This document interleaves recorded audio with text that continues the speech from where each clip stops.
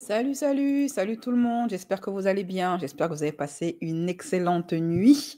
Et c'est parti pour notre prochain. J'espère que vous aimez mon arrière-plan. Mon arrière-plan, je le trouve magnifique, moi. J'espère que vous avez passé une bonne nuit, tout comme moi, que vous avez bien dormi, parce que le sommeil, c'est important, les chéris. Voilà. Bonjour Anya, bonjour Word. Je souhaite la bienvenue à tous les nouveaux abonnés qui ont cliqué, tous ceux qui se sont perdus un peu sur YouTube et qui sont tombés sur ma chaîne et qui ont fini par apprécier ma personnalité, mon humour.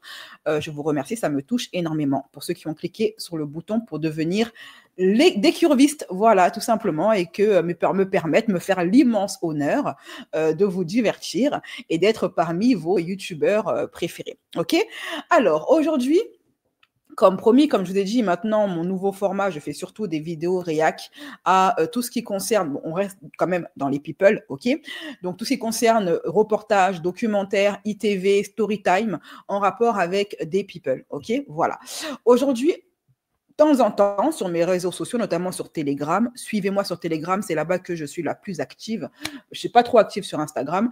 J'envoie régulièrement, je poste régulièrement des appels, je propose à mes abonnés de me proposer des ITV, documentaires ou du contenu qu'ils aimeraient, des vidéos auxquelles ils aimeraient que je réagisse. Et c'est une de mes curvistes qui m'a parlé de cette vidéo sur le scandale copie comique. Alors, comme à chaque fois, je ne regarde pas les vidéos avant de liver parce que je veux que mes réactions soient les plus naturelles possibles.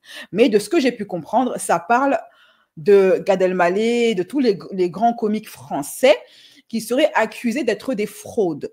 Voilà. Bon, la vidéo a fait pas mal de vues, hein, elle a 100 et quelques milliers de vues. Voilà, je vais la découvrir en même temps que vous.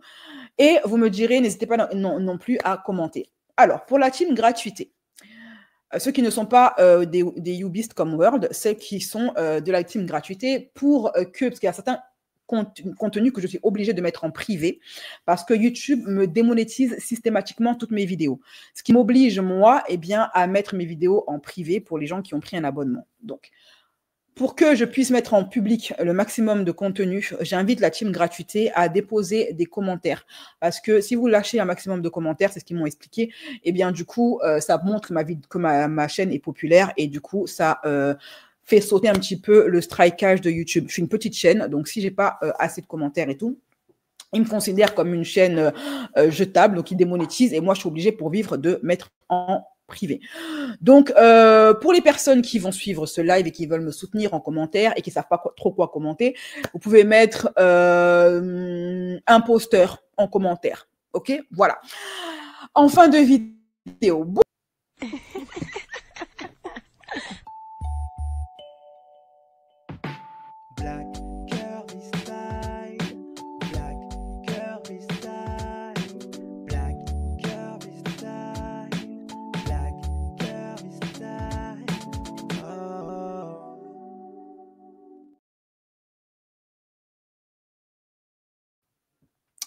Allez, mes chéris, c'est parti. Alors, déjà, je vais mettre ça comme ça.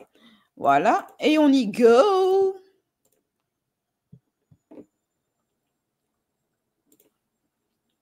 C'est parti pour la réaction au documentaire. Alors, je vais donner le nom de la chaîne. La vidéo, elle a été déposée il y a 4 jours et c'est la chaîne de Mouss, M-O-U-S, pour ceux qui veulent voir la vidéo sans mes commentaires avec. Et le titre, c'est le scandale copie comique Gad Elmaleh, Jamel Debbouze et d'autres humoristes adeptes du plagiat. Voilà. Allez, c'est parti. Et vraiment plus dans l'inspiration, qu'on s'inspire d'artistes existants, etc. Tout le monde fait ça. Mais là, c'est vrai que c'est du pompage pur et dur, et c'est vrai que c'est compliqué. Mousse, et là pour mettre en lumière les mauvaises personnes, les fous. J'ai un petit peu parlé. Dans les fous, il a mis... Quand tu dis les fous, il a mis la tantine, Magali Berda. Oh, l'inspiration. Allez, c'est parti. Et dans la dernière vidéo sur Arthur, une affaire qui a secoué le monde de l'humour il y a 7-8 ans, on va parler de l'affaire Copie Comique. Copie, inspiration ou simple coïncidence, installez-vous confortablement, On va tout décrypter. Avant de partir pour cette nouvelle vidéo, c'est le moment de soutenir la chaîne et moi-même en mettant votre plus gros pouce bleu, votre meilleur commentaire. N'oubliez pas de s'abonner et d'activer la cloche pour ne pas rater les prochaines vidéos. On fait même sur la chaîne secondaire, la chaîne Laurent Delamousse, où vous avez des vidéos quasi quotidiennes sur l'actualité. On me rejoint sur Instagram. Des sketchs en art de l'humour humoriste étranger puis comique, publié dimanche soir à 21h30. Et maintenant que tout ça est fait, on va chercher à boire à manger, on se met à l'aise. Et moi, je m'occupe du reste.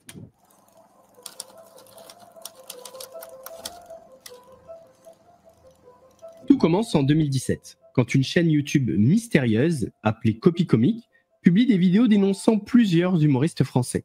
Le principe, mettre en parallèle leurs sketchs avec des œuvres d'humoristes étrangers, principalement américains, et montrer des similitudes troublantes. Les premières vidéos pointent du doigt des stars de l'humour en France, comme Gad Elmaleh, Thomas Sisley ou encore Jamel Debbouze.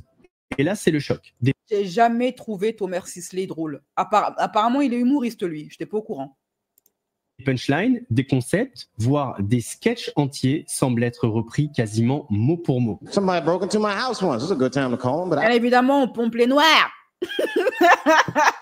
Que c'est surprenant, que c'est surprendissant. Je suis surprise. Voilà, je saute de ma chaise. Allez, hop, je saute de ma chaise. Hop là. Que c'est surprenant. Jusqu'à quand vous allez pomper les...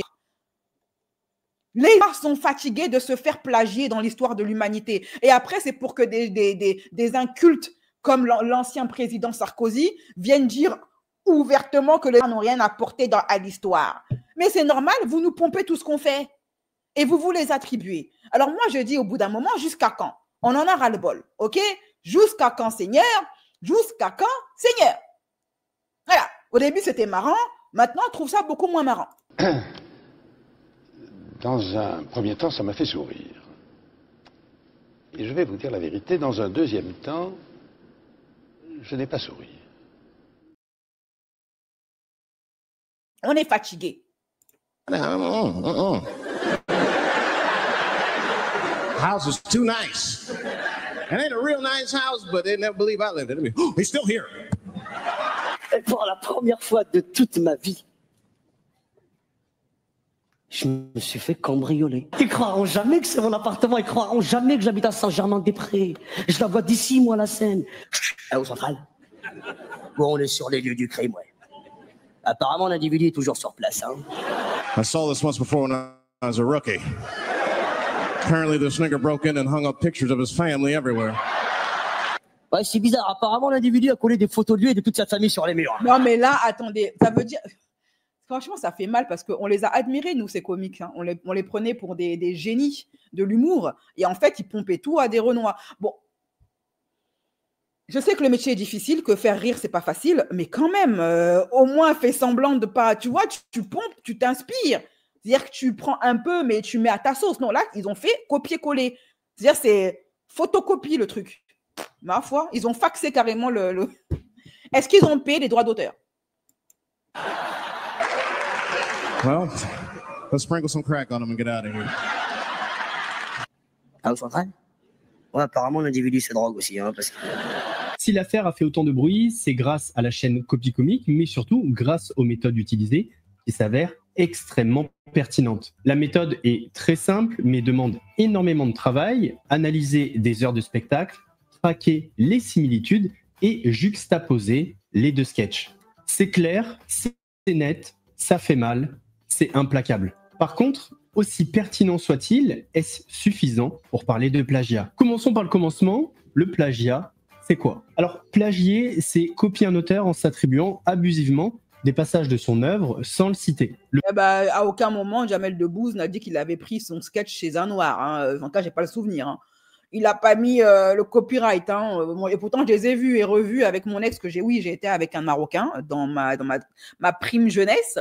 Et on aimait bien les sketchs et tout. On regardait beaucoup les sketchs de Jamel Debbouze et j'ai pas le souvenir qu'il ait fait un big up à l'acteur, là. Moi, j'ai pas le souvenir, hein, bref. Donc, c'est du plagiat, clairement, bref. Le plagiat peut être involontaire, mais les conséquences restent lourdes. Le plagiat, c'est le fait de présenter le travail de quelqu'un d'autre comme étant le sien. Dans les travaux de recherche documentaire et de rédaction, reprendre les idées d'un auteur est autorisé, à condition de mentionner la source de l'idée. Le plagiat est un acte pouvant être commis de manière intentionnelle, non intentionnelle ou par inadvertance, et qui consiste à utiliser en partie ou en totalité une production ou une idée produite par une personne, pouvant être soi-même ou autrui, et ce, sans indiquer la source. On va prendre... Alors, honnêtement, moi, je pense que c'est comme les stars américaines, les chanteurs, comme par exemple Michael Jackson ou Rihanna, etc., qui ont été accusés de plagiat. Et en fait, eux-mêmes, les artistes, n'étaient pas au courant que leur son avait été plagié. En fait, ce sont leurs producteurs qui pompent les idées des autres sans leur dire aux artistes. Et les artistes, ils se retrouvent en porte-à-faux alors qu'il n'était pas au courant que le son qu'on lui a demandé de chanter appartenait à quelqu'un d'autre. Mais comme c'est lui la tête d'affiche, c'est lui qui prend, quoi. C'est pareil, je pense que c'est pareil pour les comiques. C'est pas Jamel Debbouze, visiblement, peut-être, c'est pas lui qui écrit ses sketchs. C'est quelqu'un qui le paye qui écrit ses sketchs, mais le quelqu'un qui paye est trop feignant. Donc, qu'est-ce qu'il a fait? Il allait prendre les sketchs des autres et lui, c'est lui qui se retrouve dans la sauce, en fait. C'est comme ça que moi, je vois la chose, hein. Prendre un exemple pour imager. Vous voulez vous lancer dans l'humour, mais c'est pas toujours facile d'avoir de l'inspiration. Vous regardez donc d'anciens sketchs d'humoristes américains. Dans un de ces sketchs, un humoriste raconte une histoire qui lui est arrivée, à lui, et cette histoire vous fait mourir de rire. Vous traduisez le sketch, vous le reprenez à votre sauce en changeant quelques mots, vous montez sur scène et vous faites le fameux sketch. On est d'accord que cette histoire ne vous est jamais arrivée, et à aucun moment vous n'avez cité la source originale. Ouais, c'est comme les rappeurs qui prétendent avoir une vie de thug. Moi, j'ai vécu dans le quartier, j'ai vécu dans le terre-terre. Moi, la police, je la mougou dans toutes les positions. Moi, j'ai fait de la zonzon. Moi, je dors avec un Glock. Hein. Alors qu'en fait, ce sont des bourgeois qui faisaient du poney. Oh, punaise! Avec Jean-Christine, hein, de la Villardière. Voilà, on les connaît, ces rappeurs-là, ces faux thugs. Bref, les gens qui s'inventent des vies, là. Par contre, vous faites la même chose et en début de sketch ou en bas de la vidéo, en description si c'est sur YouTube ou peu importe, vous marquez « inspiré de » et le nom de l'humoriste.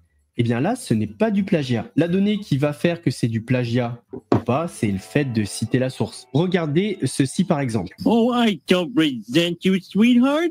What I was trying to say, and maybe I didn't use the right words, was that marriage is like a coffin, and each kid is another nail. But as coffins go... Please don't say any more. Le mariage est un cercueil dont les enfants sont les clous. Oh Seigneur!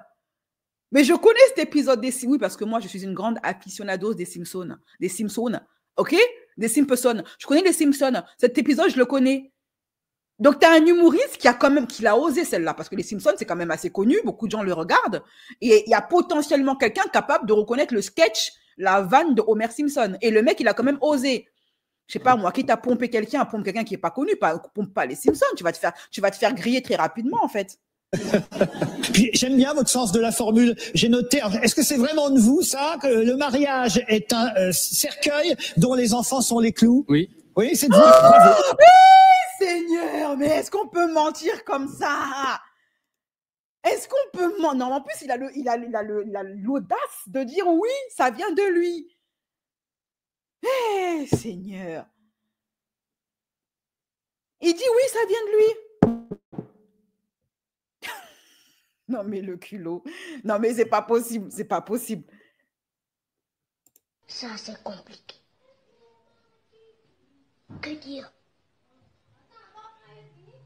Non, vraiment, je préfère vous laisser. Je vous laisse. Les Simpsons, c'est un humour très second degré. Si t'as pas, en fait, les Simpsons, pour apprécier ça, et moi, c'est mon meilleur ami algérien qui m'avait expliqué, en fait, pour apprécier les Simpsons, il faut avoir de la culture générale. Chose que je n'avais pas assez. Et c'est quand j'ai commencé, grâce à ça, j'ai commencé à me cultiver davantage, que j'ai commencé à apprécier les Simpsons. Parce que quand tu as de la culture générale, tu comprends les refs, tu comprends le second degré, tu comprends les vannes, tu comprends l'ironie. Parce que je trouve que, franchement, c'est pas mal. Ben non, c'est pas de lui. Et le fait qu'il dise oui, c'est de moi, du coup, c'est du plagiat. S'il avait dit non, ça vient des Simpsons, là, c'était OK, c'était une inspiration. Et cet extrait, c'est un exemple parmi tant d'autres que la chaîne Copy Comique a révélé grâce à son travail. Et les conséquences de cette chaîne, de ces révélations, c'est ça. Les comiques français seraient-ils en manque d'inspiration? Cette affaire qui secoue les comiques français. On ne parle que de ça depuis plusieurs jours sur les réseaux sociaux. Il y a des vidéos qui sortent sur les humoristes avec des blagues qui ont été copiées. L'ensemble de cette affaire a un parfum de scandale. De plagiat. De plagiat. En ce moment, on découvre pas mal de nos collègues humoristes ont profité de certaines vannes de stand-uppers américains pour muscler leur spectacle. Le premier épinglé était Homer Sisley. Il aurait plagié des humoristes américains pour son one-man show. Parfois, mot pour mot. Du geste pour geste. Un montage assez accablant, il faut bien le dire. Comme si j'avais d'autres copains de 90 ans.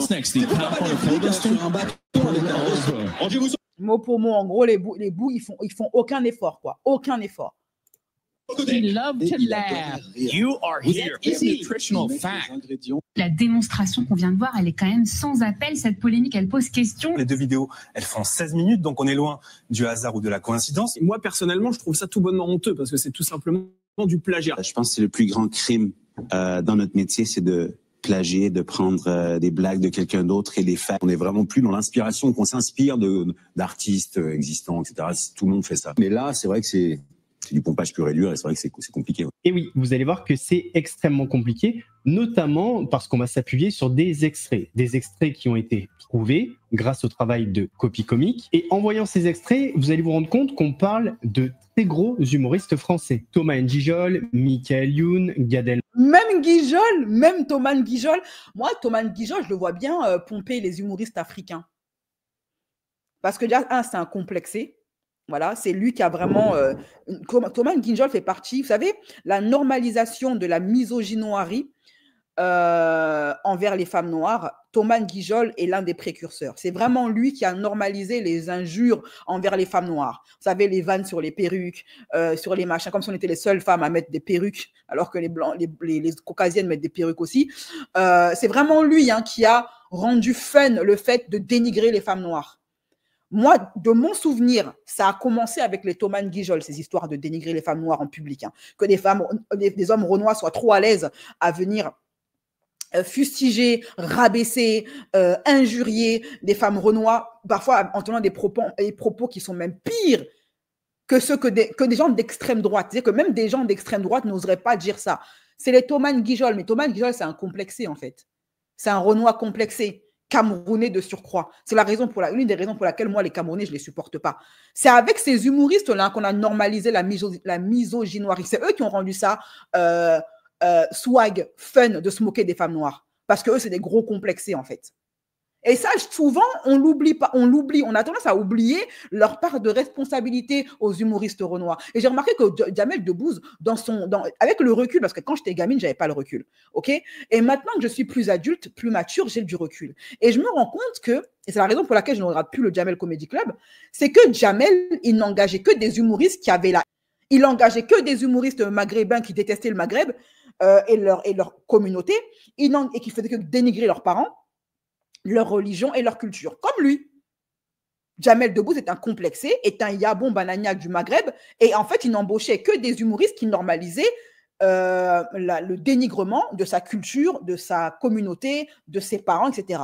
Et il n'engage, pareil, que des humoristes africains qui ne font que dénigrer l'Afrique, leur culture, leur pays, etc.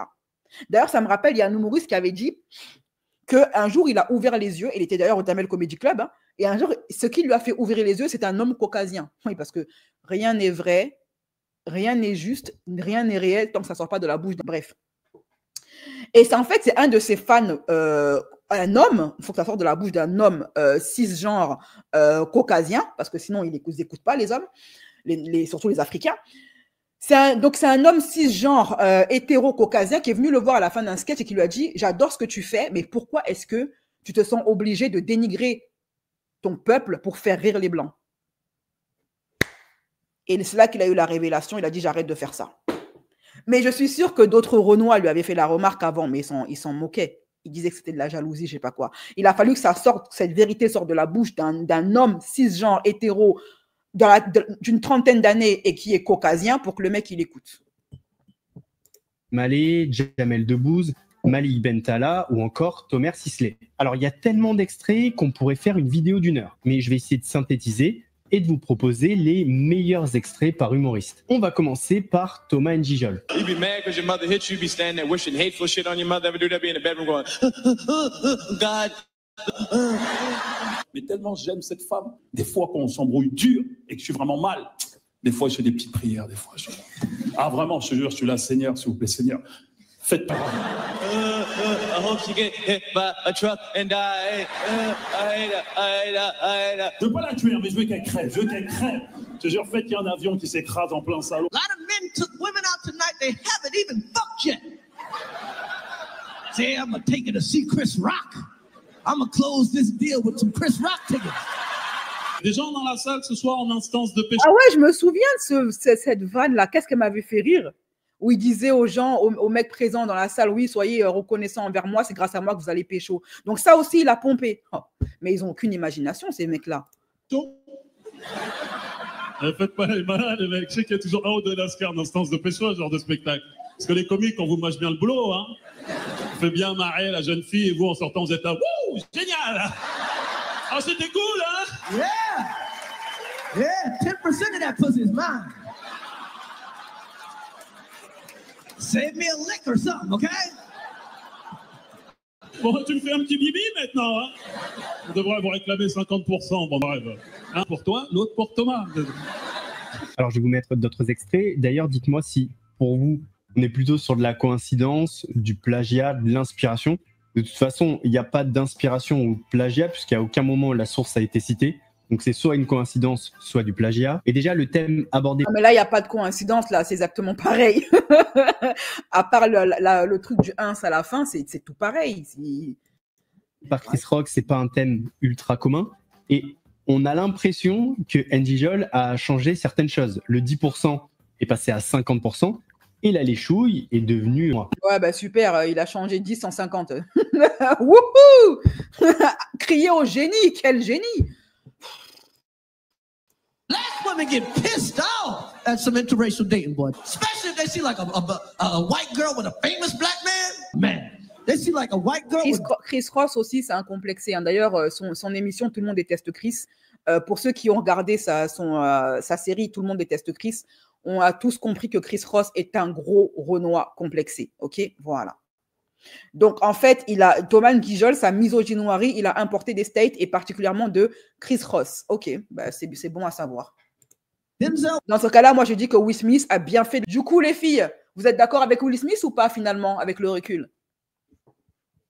Washington, what are you doing with Denzel? Denzel est avec une belle femme noire depuis 30 ans, plus de 30, presque, non, depuis 40 ans de mariage. Laisse Denzel en dehors de ton complexe d'infériorité. Là, il n'a rien à voir avec ça. Denzel a toujours respecté les femmes renoises. C'est d'ailleurs la raison pour laquelle il a dit en interview qu'il n'a jamais accepté d'embrasser une femme caucasienne pour ne pas heurter la sensibilité des femmes noires. Donc, qui ne mélange pas Denzel à ses bêtises. Putain, non, mais c'est vrai, il faut se caser, les gars. C'est pas évident, j'avoue, hein, surtout en matière de couple mixte. Moi, demain, je vais sortir avec une belle blonde. Je vais croiser des cousines dans la rue. Elles vont être là. Sale traite! Oh, okay. Well, alors non, t'es pas assez beau pour ça, Thomas. Je suis désolée. Arrête de mentir. Aucune fille renois ne se fâche quand elle voit un couple mixte. On s'en bat les reins. Arrêtez de croire que vous êtes le personnage principal. Par contre, moi, j'ai jamais vu entendu une de mes copines dénigrer, une de mes copines renois dénigrer un couple mixte dans la rue. Par contre, des hommes renois dénigrer des couples mixtes quand c'est la femme est noire et que le mec est blanc, ça, j'en ai des exemples et à foison. Hein. Faut qu'ils arrêtent. Faut que les hommes renois arrêtent de faire un transfert de leurs insécurités, de leur auto, comment dire ça, je ne peux pas dire le mot sur YouTube, mais leur détestation de soi, qu'ils arrêtent d'en faire un transfert sur nous, les femmes renois. Qu'ils arrêtent. Ça, c'est eux, c'est leur problème. People that single people make some noise. Yeah, all right. Just loud and lonely. Loud and about to go home, cry herself to sleep tonight. Just, girl, it was like 4,000 women at the comedy show, and it was like 2 dudes, but one was working the camera, and the other one was doing security, and I think the other one like Asian women. And I bought this new dress for nothing. Check your MySpace. Hopefully somebody thought about you. I ain't got no comments. Maybe I need braces or shave my navel or something. This is ridiculous. It sucks being single. You ever accidentally left your phone at home? You been gone all day long, get back home and you ain't got no missed calls? Like, I need to join a church or something. Do some volunteer work. Be a stripper. Join a gang. This is ridiculous. Il y a des femmes seules ce soir dans la salle? Oui. Il y en a deux, oui, oui.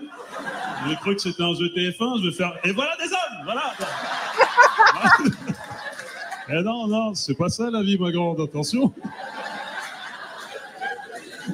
Je vois beaucoup de visages. Et je peux vous dire que je lis beaucoup de détresse dans certains regards. Ah, il y a des filles, j'ai du genre, en fait marrer, Thomas, ma vie, c'est... C'est très bien qu'il y a des filles rentrant chez elles ce soir, c'est Facebook. Hein. Facebook, aucun message. Allez au lit, Julie. Hein. C'est vrai, il a changé MySpace en Facebook. Voilà, au crier au génie. Hourra. Ta vie est nulle. Thomas N'Gijol avait répondu à cette polémique, un petit peu comme dans un clash de Booba. Encore une fois, il s'est inspiré. Pour l'extrait numéro 1 des Encore une fois, il s'est inspiré. Même dans les clashs, il n'a pas d'imagination. Murphy, il avait... Denzel, dans He Got Game, il a fait la totale. Alors, est-ce que tu sais, Karen, qu'il y a ce qu'on appelle des doubleurs? Doublure. Voilà, des doubleurs. En fait, une doublure, c'est une personne qui te ressemble, ok? Et quand tu es un acteur ou une actrice et que tu n'as pas envie de faire la scène, eh bien, cet acteur-là, cette doublure qui te ressemble, joue la scène à ta place. Et donc, ça fait croire aux personnes que c'est toi alors que c'est pas toi. Voilà. Dit aucun rapport. Eddie Murphy parle de son enfance, de sa maman. Moi, je parle de ma femme et visiblement, tu n'as jamais été amoureux car tu saurais ce qu'on peut ressentir ou penser quand on s'embrouille avec la personne qu'on aime. Petit puceau. On dirait qu'il a écrit la punchline du siècle alors que justement, tu peux t'inspirer de quelque chose que tu as entendu, le transformer à ta sauce et l'adapter à une autre situation. Non mais le boug, il est gonflé. Il a pompé mot pour mot ce que l'humoriste a écrit comme sketch et il a même pas, il le reconnaît même pas. On sait tous ce qu'on a vu, on a tous des oreilles et on a tous des yeux, ok? Voilà, t'as pompé le truc, fais ton mea culpa, c'est tout. C'est pas impossible. Par rapport à la vanne où Chris Rock dit 10% du minou me revient et où N'Gijol parle de 50% pour moi, il explique que ce spectacle, il le joue depuis 2006 au théâtre de 10 heures et que même si le spectacle de Chris Rock est sorti, et alors en 2009, il n'allait pas sur YouTube. Le truc qu'on ne sait pas et qu'on ne saura jamais, c'est si sur son spectacle à bloc en 2006, il jouait déjà ce sketch. Ça, on ne le sait pas, il n'y a pas de vidéo, etc. Pour l'extrait numéro 8, il ne se justifie pas vraiment. Il dit juste qu'il ne sait pas ce que c'est d'être rare, donc qu'il se la ferme, grosso modo. Et pour... C'est quoi le rapport? Pourquoi il sort le drapeau de la noirie, là? Je ne comprends pas. Il est où le rapport? On te dit que tu es un plagiat, tu dis tu ne sais pas ce que c'est que d'être noir. C'est quoi le rapport? Mais, ils assument rien. Le dernier extrait que je vous ai montré sur Ron G, il dit « Écoute ton Ron G, je sais pas qui c'est. Le seul G que je connais, c'est Warren G ou G-Unit au Mac. Alors fous-moi la paix avec tes comiques de niche. Base-toi au moins sur l'élite influente. » Bon, là, il n'y a aucun argument, si ce n'est une attaque envers Ron G et une attaque envers Copy Comic. Deuxième gros humoriste épinglé, Jamel Debbouze. Somebody broke into my house once. It's a good time to call him, but The house is too nice. It ain't a real nice house, but they never believe I lived in it. Oh, he's still here. Et pour la première fois de toute ma vie. On va voir si lui, il va assumer. Lui. Je me suis fait cambrioler. Ils croiront jamais que c'est mon appartement. Ils croiront jamais que j'habite à Saint-Germain-des-Prés. Je la vois d'ici, moi, la Seine. Au central. Bon, on est sur les lieux du crime, ouais. Apparemment, l'individu est toujours sur place, hein. I saw this once before when I was a rookie. Apparently this nigger broke in and hung up pictures of his family everywhere. Ouais, c'est bizarre. Apparemment, l'individu a collé des photos de lui et de toute sa famille sur les murs. Non, mais faites un effort quand même, qu'il fasse un effort. Well, let's sprinkle some crack on him and get out of here. Ah, au central? Ouais, apparemment, l'individu se drogue aussi, hein, parce que...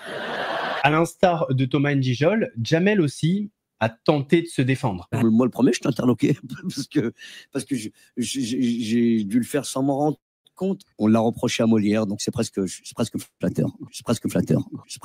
Bon, après, Jamel, c'était pas l'humoriste le plus ciblé par la chaîne Copy Comique. Au moins, il assume un peu, Jamel. Enfin, vite fait, quoi. Ça va, il est pas là à faire les fragiles. Il a pas sorti sa part de féminité en lui et il s'est pas mis à se plaindre comme une mégère et à chialer. En tout cas, moi, je constate que Thomas Guijol, il est pas très fort en vanne, hein, sauf quand elles sont écrites par quelqu'un d'autre. C'est crescendo avec le prochain, Michael Youn. Mon mec, un jour, il est arrivé chez mes parents, il a dit « Monsieur... » Lui, là, ça m'étonne pas du tout. Michael Youn, que ce soit un plagiaire, ça ne m'étonne pas du tout. Pas du tout.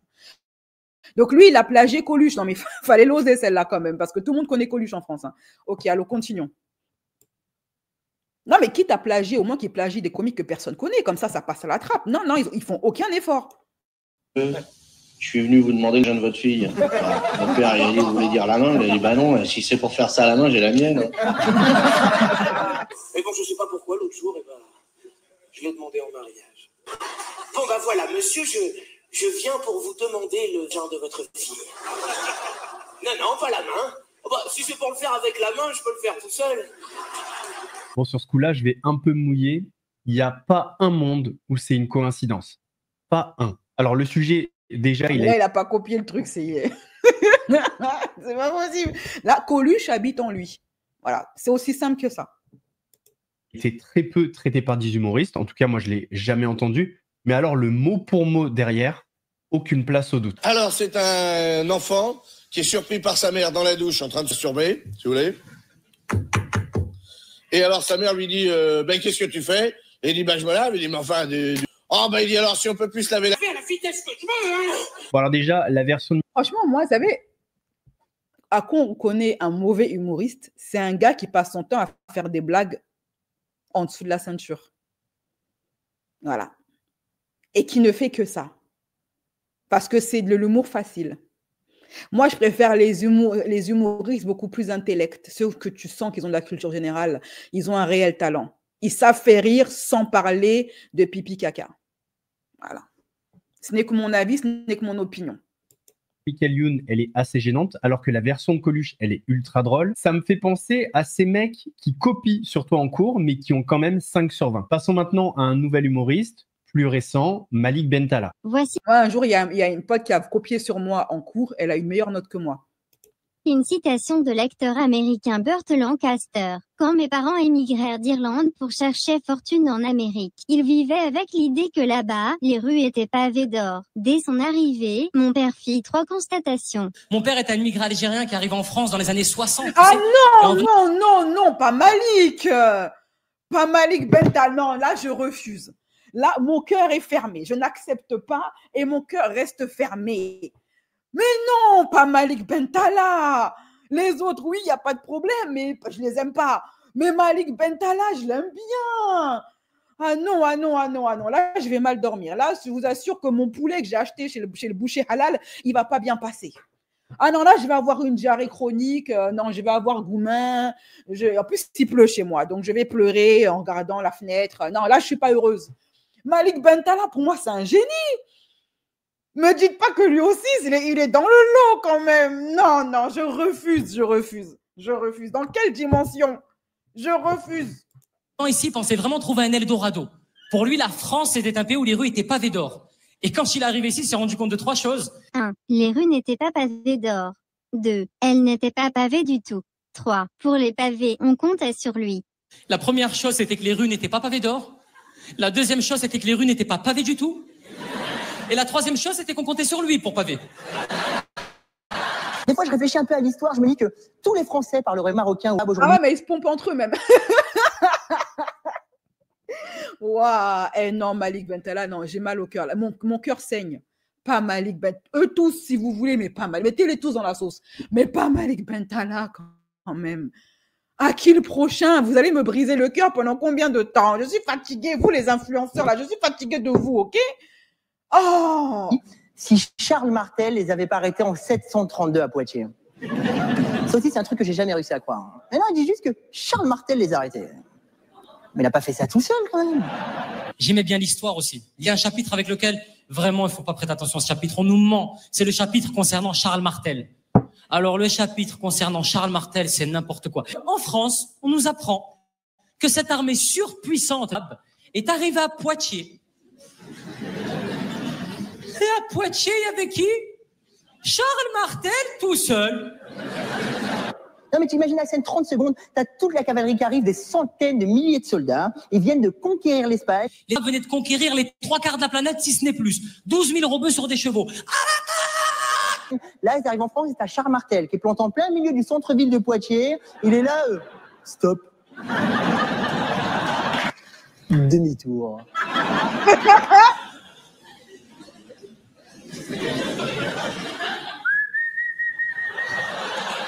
Demi-tour, oignoul. Ah non, non, non, non. Eh, Seigneur. Mais Montreux, il se pompe. Mais le manque d'imagination. Même dans voler, il manque d'imagination.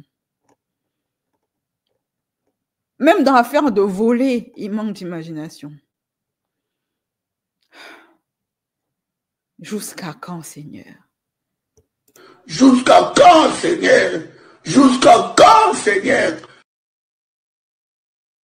Mais en fait, je suis en train de me rendre compte que j'ai plus de talent. Non, non, pas Malik Bent. Non, là, vous savez, j'arrive pas à m'en remettre. Hein. À moins qu'il faisait du karaté, il y a des limites, quoi. Je suis Charles, je fais du Krav Maga. À mon avis, c'est pas Charles Martel qui a dû faire ça. C'est la ville de Poitiers, oui.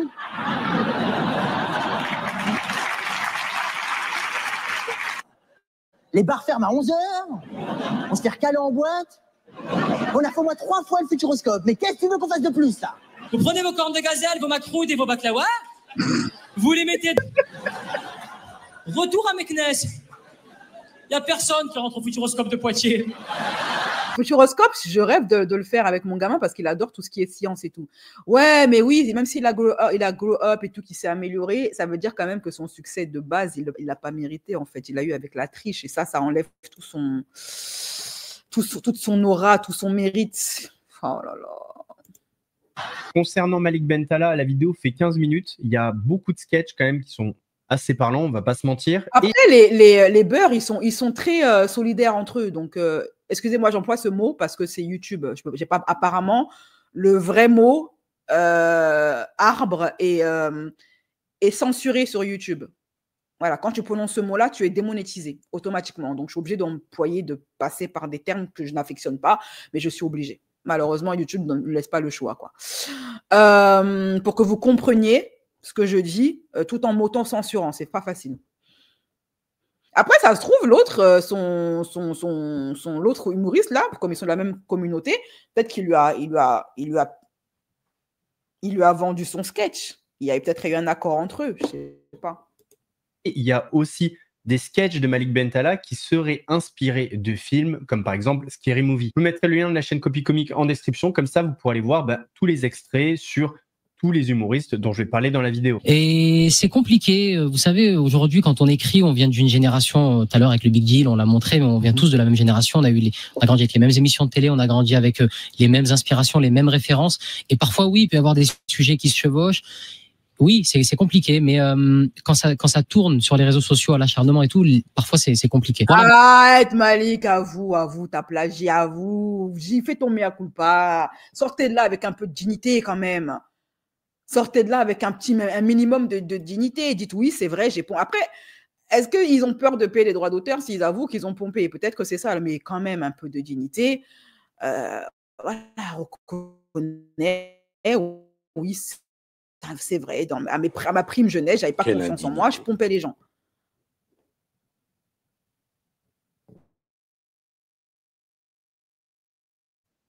Maintenant, je vous cache pas que parfois, quand j'écris des sketchs, je me dis, mais qu'est-ce que j'en sais, moi, que ça n'a pas été fait en Finlande, ça, en 84. C'est-à-dire que j'écris des trucs, je me dis, mais j'en sais, comment je fais pour savoir? Je vais faire des sketchs sur les trottinettes, faire des sketchs sur les trucs, mais bon, tout le monde peut faire un sketch sur ça, donc bon. Et quand bien même, est-ce qu'on peut résumer 10 ans de carrière à 10 vannes? Non, bien sûr. C'est compliqué. Sur ce point-là, je suis assez d'accord avec Malik Bentala. On peut pas résumer une carrière, 10 ans de carrière à 10 vannes. Maintenant, si dans les 10 vannes, c'est celles qui t'ont propulsé au devant de la scène, ça se discute. Ensuite, là où je lui donne raison, c'est que quand tu écris un sketch, effectivement, il y a peut-être un mec qui a eu la même idée que toi, qui a vécu la même chose et qui a fait la même vanne. Maintenant, il y a quand même très très peu de chances. Voilà, c'est ce que je dis. Si ce sont les vannes qui ont fait leur carrière, du coup, leur carrière, elle n'est pas méritée. C'est basé sur la triche. Je pense que c'est pareil pour l'école. À l'école, un mec qui a réussi à avoir son bac en révisant aura beaucoup plus de mérite aux yeux de tout le monde que quelqu'un qui l'a eu en trichant, en pompant sur son camarade, en fait. Vous voyez? Et je me demande même si le mec qui a triché est vraiment fier de lui. Est-ce qu'il peut vraiment profiter de son succès en sachant qu'il a eu en trichant? Et c'est pour ça que je comprends que beaucoup d'artistes souffrent du syndrome de l'imposteur. Et je comprends pourquoi est-ce que beaucoup d'artistes, arrivés à un moment donné de leur carrière, ils se disent que je ne mérite pas ce que j'ai, et qui finissent à sombrer dans des substances illicites, dans la boisson, parce qu'on comprend maintenant pourquoi beaucoup souffrent du syndrome de l'imposteur et finissent par mettre fin à leur jour ou à sombrer dans des addictions diverses, parce que ils ont pompé, ils ne méritent pas leur succès, ils ont pris à quelqu'un en fait. Et je parle de ceux qui ont une conscience, hein, parce qu'il y en a, ils n'ont pas de conscience, ils s'en moquent. Hein.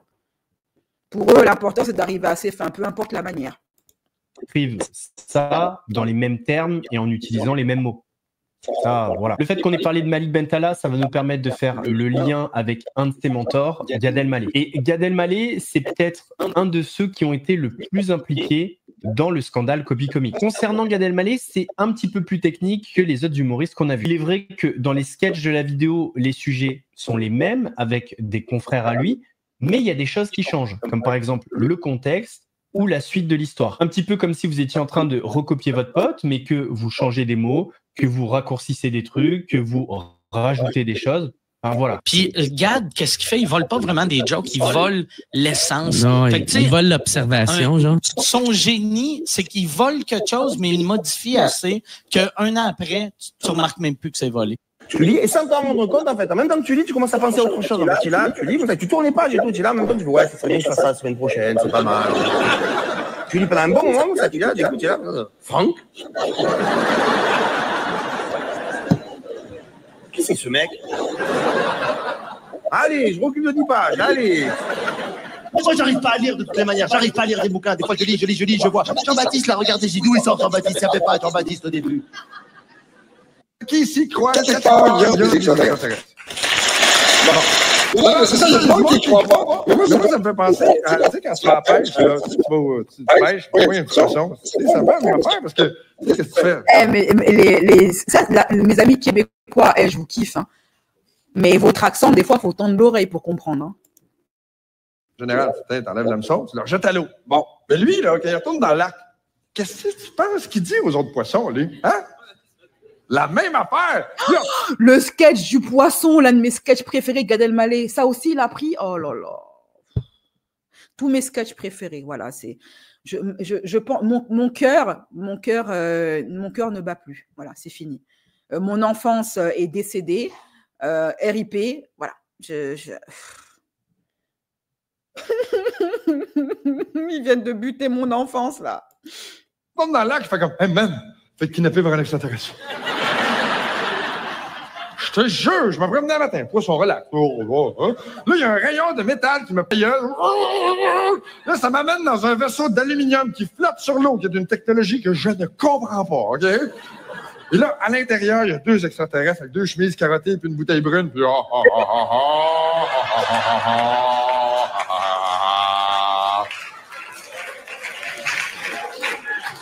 puis là, ils ont fait des tests sur moi, puis ils m'ont jeté à l'eau.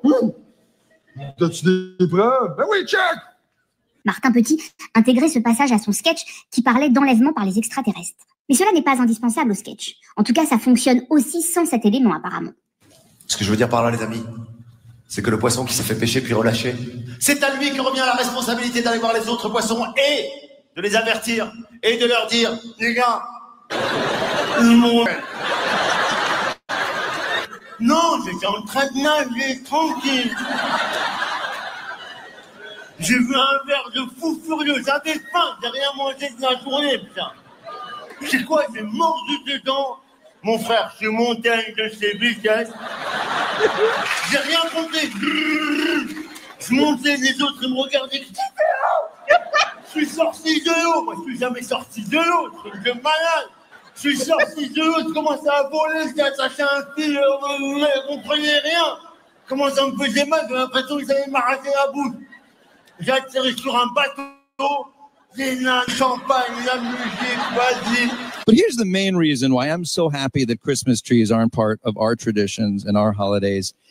quand tu penses quand même que tu as des jeunes humoristes qui se cassent la tête à écrire eux-mêmes leurs sketchs et qui percent pas, alors que des gens ont percé en trichant, tu te dis qu'en fait, la méritocratie, c'est des bullshit. Et je commence à plus en plus à croire, en 4 ans de carrière de YouTube et tout, qu'il n'y a pas de méritocratie, en fait. Il y a des gens qui sont propulsés, il y a des gens qui sont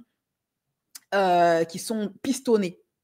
Et ça, dans tous les aspects de la vie. Il y a ceux qui sont pistonnés et ceux qui ne l'ont pas. Ceux qui trichent, ceux qui sont prêts à tout pour réussir, qui t'a triché. En fait, comme dit Niska, le sale, ça paye. Tricher, mentir, voler, arnaquer, ça paye. Mais M&M's. Oui, je l'ai ramené. Non, laissez dans la salle de bain. Merci. Mon fils a pris mes M&M's, donc comme je surveille mes M&M's. Je vais juste le ramener. Viens dire bonjour à mes abonnés. Ah, je peux venir. Bon, vite fait. Hein. On parle d'humoriste, ça va, c'est vite fait. Vas-y, voici le micro. Bonjour. Pourquoi tu fais ta voix grave et tout, genre... je fais pas ma voix grave. Tu fais le mal alpha, là. C'est pas une voix grave, c'est ma voix normale. C'est ça, ouais. Non, mais sympa, non. Merci, monsieur. Vous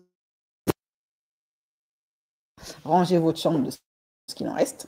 Mais elle est rangée, tu me l'as dit hier. Oui, hier, tu l'as rangée et elle est déjà... Ah, elle est bien. Oui, je suis allée ce matin. C'est vrai, hier, tu l'as rangée. C'était propre, ça sentait le parfum et tout. Mais c'est déjà le chaos, là. Non, juste parce que ma couverture, elle n'est pas pliée. Non, c'est pas ta couverture. Si, c'est tout. T'as tes chaussettes par terre. Je les ai rangées. Moi, j'ai vu une chaussette par terre. Mais je les ai rangées. En tout cas, tu vas descendre la poubelle. Ça fait une chaussette par terre. Va descendre la poubelle, s'il te plaît. Mais bon. Bah oui, bah faut bien que tu bosses un petit peu. Bah justement. Mais on est deux. Bah justement, tu sais, une poubelle, ça se remplit. Ça. Je fais la poubelle tous les jours alors qu'on est deux. Arrête de mentir tous les jours. Pourquoi tu mens? À la limite, tous les 2 jours. Il y a des fois où j'enchaîne. Va descendre la poubelle, faut bien que tu travailles. Je suis en train d'apprendre à mon fils à être un bon mari. Regardez comment il se plaint parce qu'il descend la poubelle une fois tous les 2 jours. Continuons seulement. Allons-y.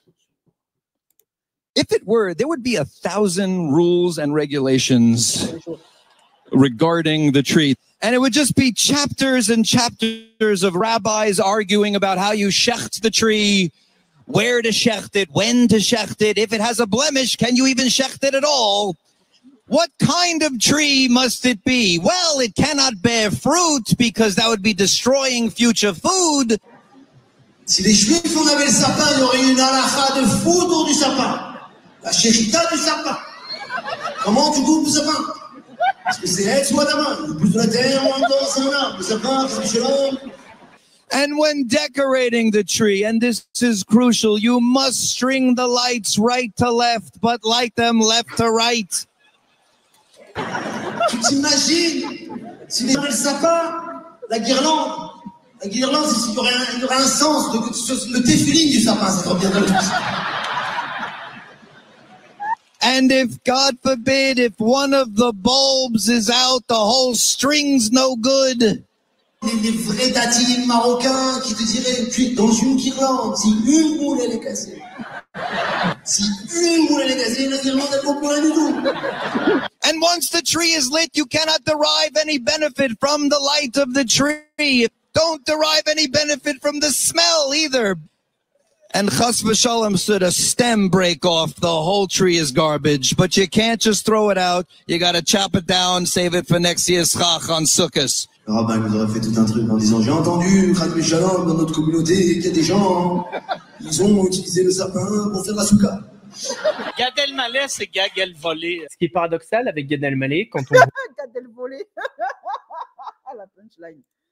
voit les vidéos de copie comique, c'est que les exemples sont les moins fidèles aux œuvres originales. Pour autant, la vidéo est extrêmement convaincante. En fait, la vidéo est très bien faite et vous explique au début un petit peu la méthode de Gad Elmaleh. C'est-à-dire, il va déceler le potentiel d'humour dans un sketch et il va l'adapter à sa sauce. Je vais vous mettre un dernier exemple avec un sketch devenu mythique.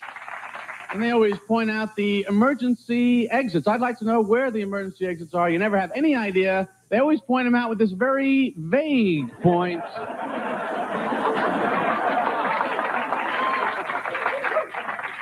Cette hôtesse de l'air, elle te fait des gestes donc flous.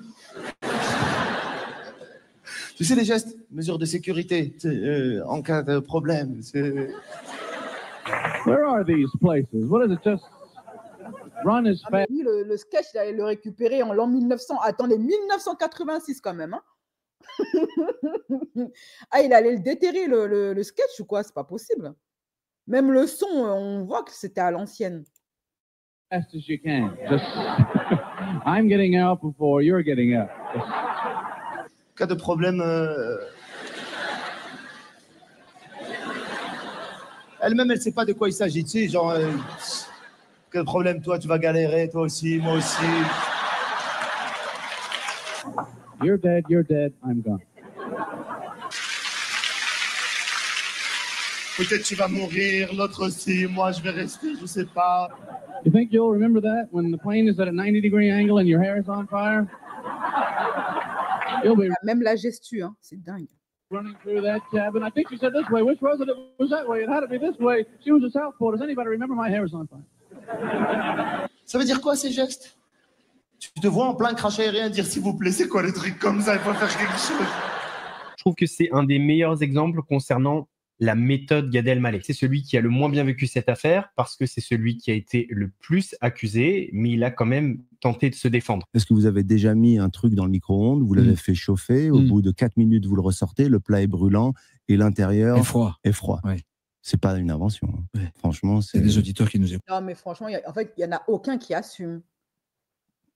Il y en a, mais l'hypocrisie, c'est une religion dans leur milieu, c'est dingue. Il n'y en a aucun qui assume. Hein.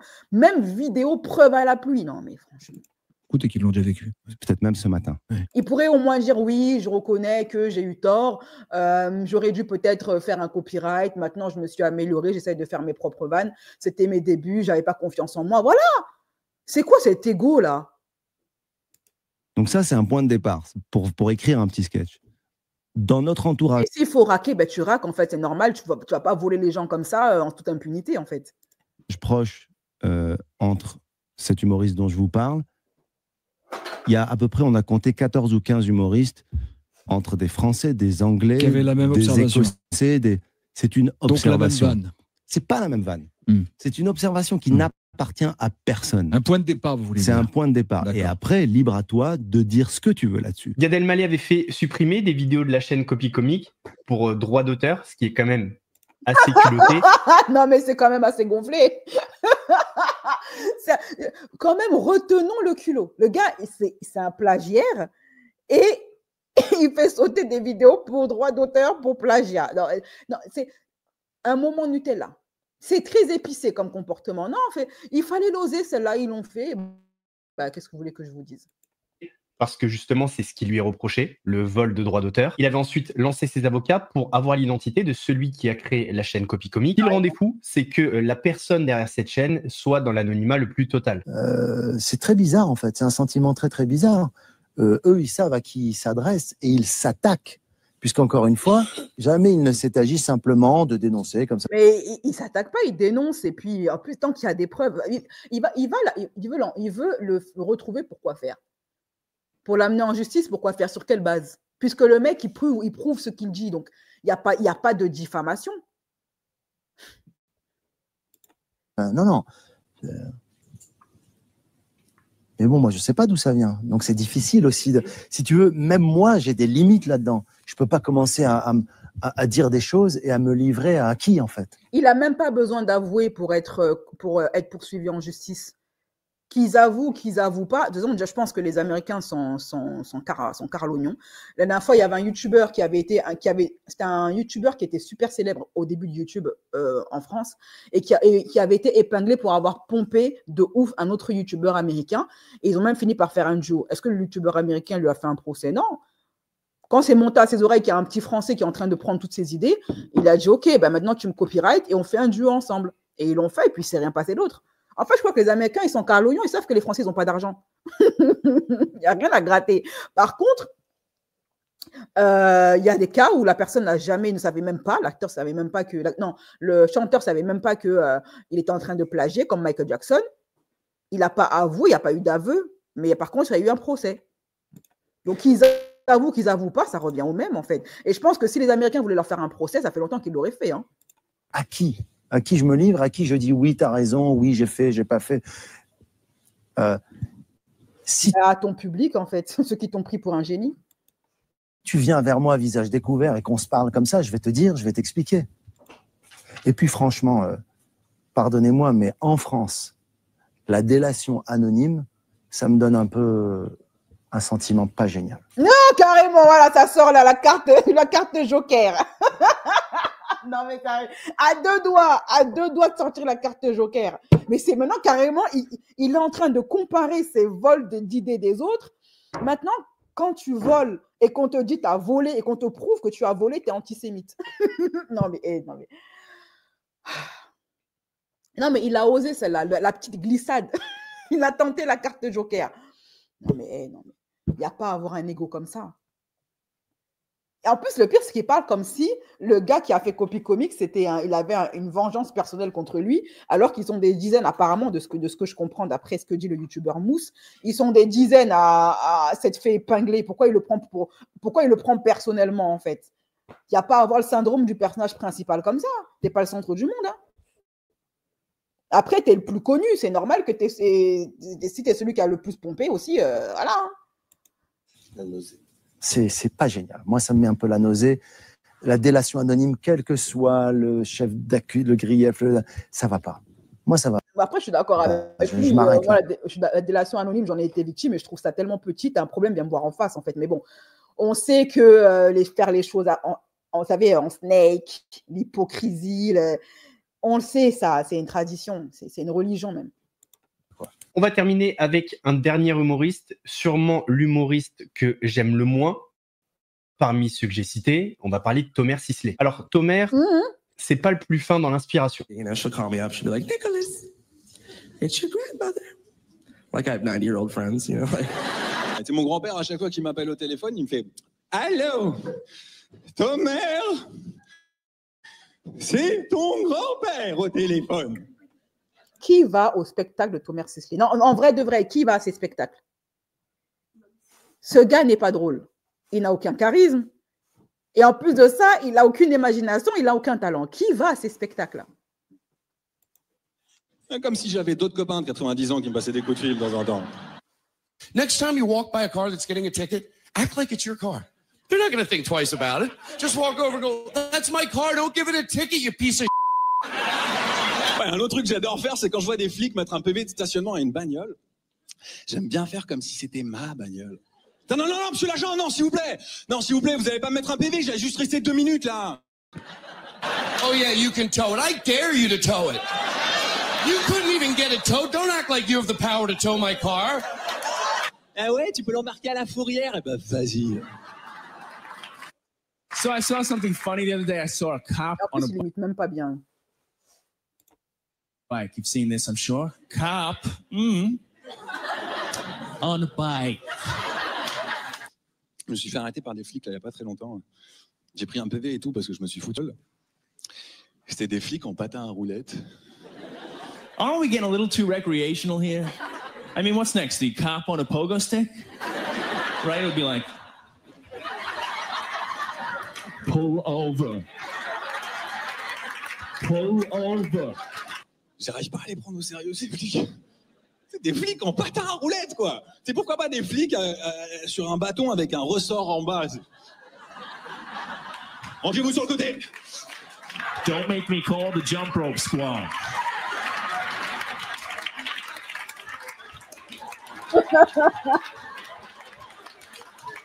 Alors rangez-vous sur le côté ou j'appelle la brigade des cordes à sauter. Cette affaire Copy Comics a été la honte. Ah, j'en ai des frissons de gêne. Parce que c'est pompé, mais c'est même pas bien pompé. Encore jusqu'à présent, les comiques qui passaient, ils pompaient, mais c'était drôle. Mais lui, c'est juste gênant, en fait. Je suis en train de regarder un truc qui me fait vraiment mal et tout, donc je vais m'aveugler là en direct. Donc je vais m'aveugler, j'ai plus envie de voir. Si, c'est bon. Bombe pour le grand public. Pourtant, dans le milieu de l'humour, c'était connu. Après, chez les humoristes, c'est un secret de polichinelle depuis des années. Hein. Mais, Vous voulez dire que ça se faisait bien avant d'aller chercher non, aux les États-Unis. gens étaient au courant, mais dans le milieu. Mais, après, ça se disait pas, quoi. Ouais, voilà, tu vas pas balancer un tel ou un tel. Ouais, tu ne balances pas un confrère. C'est pas ça, on est corpo, mine de rien. Il y a une chose qu'il faut se dire, c'est que là, on a la chance d'avoir... Association de malfaiteurs, tu m'étonnes. Ça se trouve, Copy Comics, c'est l'un d'entre eux. Hein. C'est un humoriste. Hein. Le loup est dans la bergerie. Hein? Vidéo du sketch original et la vidéo de l'humoriste qui l'a repris. Donc, on peut faire cette comparaison et on peut savoir qui a fait la vanne en premier. Mais ce qu'il faut se dire, c'est qu'il y a plein de petits humoristes qui commençaient dans le milieu, qui se sont fait piquer leur vanne sur des scènes ouvertes, par exemple, et eux, ben, ils n'ont rien pu faire. Et ça aussi, c'est quelque chose de connu dans le milieu de l'humour. On n'a jamais su vraiment qui était derrière la chaîne YouTube Copy Comics. Mais certaines personnes ont avancé des noms. On a entendu Kairon, un humoriste qui apparaît dans les vidéos Copy Comics, mais comme œuvre originale. Celui-ci aurait été copié par Malik Bentala. Kairon qui d'ailleurs a joué la transparence et a avoué collaborer avec la personne derrière le compte Copy Comics. Eh ben voilà, j'avais vu juste. J'avais vu, bien avant qu'ils le disent, je vous ai dit, ça se trouve, c'est un comique qui est derrière Copy Comics parce que quelqu'un du milieu. Eh ben voilà. Entendu aussi Baptiste Le Caplin. En tout cas, ça reste que des hypothèses. À l'heure où je vous parle encore aujourd'hui en 2025, on ne sait pas qui c'est. La seule chose qu'on sait, c'est qu'apparemment une cinquantaine d'humoristes travaillaient avec la personne derrière le compte Copy Comics et c'est ces humoristes qui soutenaient la cause et qui lui donnaient des informations. Regardez-moi ces hypocrites. Ils sont là, non, nous, les trucs corpo, on se balance pas entre nous. Ça, c'est en on qui disent ça, mais en off, ils se la mettent tous à l'envers. ils sont 50 à venir balancer les collègues. Tu m'étonnes que Gad Elmaleh le retrouvera jamais parce qu'il y en a plusieurs apparemment. Thomas Lycée, c'est un acteur, pas un comique de toute façon. Bon, tu as bien fait de mettre le mot acteur entre guillemets parce que même acteur, je suis pas sûr que c'en soit un. On a une interview de l'avocat de la personne derrière la chaîne YouTube. C'est quelqu'un qui connaît très bien le milieu, pas forcément du stand-up ou du one-man show, mais de la culture, du spectacle, du vent, de la culture. Et on arrive donc à la fin de cette affaire Copy Comics, cette affaire qui a bouleversé un petit peu. Ah bah voilà, bah écoutez, hein, j'ai vu juste, hein, c'est l'un d'entre eux hein, qui est derrière Copy Comics. Hein, j'en étais sûre qu'il est quelqu'un du milieu en fait. Voilà. Bon, mes chéris, c'était intéressant. Bon, c'est vrai que moi, le seul, dites-moi en commentaire lequel de ces humoristes vous a le plus choqué. Moi, personnellement, c'est Malik Bentala parce que c'est mon préféré. Les autres, Gad Elmaleh, je l'aime bien aussi, je l'aimais bien aussi, j'avoue, j'aimais bien quand j'étais petite. Et c'est mon préféré. Les autres, je suis pas très fan. En fait, Thomas Guijol, il me faisait rire jusqu'à ce que je grandisse. Voilà, jusqu'à ce que je mûrisse. Maintenant, il me fait plus rire du tout. Et surtout, après qu'il ait fait Casse Départ, je ne suis pas du tout fan du perso et de l'humoriste. J'ai vu un peu le vrai visage du bail. Donc, non, c'est pas mon délire. Vous savez, moi, les Yabon Banania, les Renois complexés, c'est pas mon truc, c'est pas ma cam. Donc, il me faisait rire jusqu'à Casse Départ. Mais ouais, moi c'est Malik Bentala quoi, c'est mon chouchou, c'est mon gars sûr. Là honnêtement je suis choquée. Bon en tout cas, merci pour l'abonné qui m'a guidé vers cette vidéo. Si vous avez hein, vous aussi des vidéos, des interviews, des reportages, documentaires en rapport avec des people auxquels vous aimeriez que je réagisse, je commence à parler comme une fille de télé-réalité, auxquels vous aimeriez que je réagisse, n'hésitez pas à m'envoyer le lien sur mon email. Tout est en train de défiler dans la vidéo là, hein. Mon Telegram, mon email, etc. Je suis pas très active sur Instagram, beaucoup plus sur Telegram. Ok. La team gratuité, n'hésitez pas à mettre en commentaire plagiat. Voilà, pour donner de la force à ma vidéo et à ma chaîne pour que j'arrête d'être démonétisée et d'être obligée de mettre du contenu en privé. Bien évidemment, ce live sera mis en privé le temps que la monétisation soit activée ou pas. Et entre-temps, je vous souhaite une bonne journée. Prenez soin de vous et très bon appétit. Moi, maintenant, je vais aller manger. Candice Owens, c'est le 31. C'est le 31 et on fera une réac sur ma chaîne. Ouais, sur cette chaîne-là, pourquoi pas. Ouais, sur cette chaîne. Allez, c'est parti. Parce qu'en fait, on en a parlé sur ma chaîne Horreur, mais pourquoi pas en parler sur cette chaîne-là? Parce que la première dame, c'est une people aussi. Voilà, c'est une personne connue. Allez, bisous mes chéris. À très bientôt.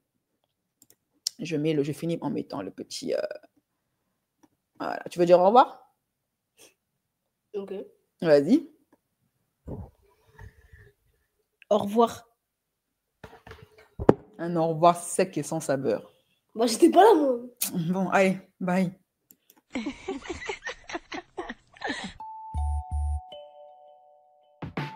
Black